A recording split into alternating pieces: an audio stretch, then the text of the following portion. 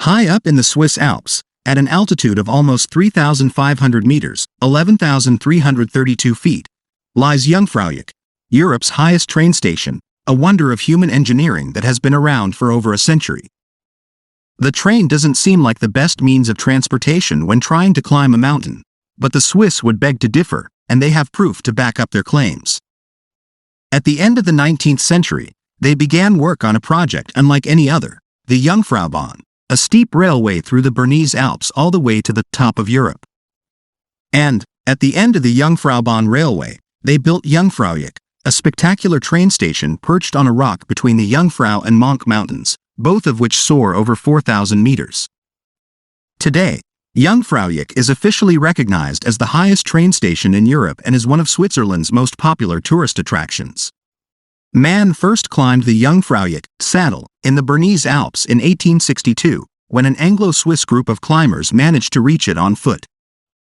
It was a historic achievement, and yet just a few decades later, Swiss industrialist Adolf Geyer-Zeller proposed plans to have a railway built all the way up to Jungfraujoch. Something like that had never been discussed before, let alone attempted, and yet the government gave the Jungfraubahn project the green light. Over the next 16 years, hundreds of workers toiled away in the Alps, drilling through mountains and blowing tunnels up with dynamite. 30 people reportedly lost their lives during construction.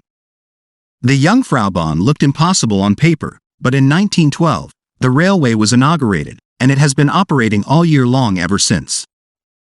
Instead of following in the footsteps of the daring climbers who first conquered Jungfraujoch, people could now just ride the train for about 30 minutes to the highest train station in Europe to take in some of the world's most amazing mountain vistas.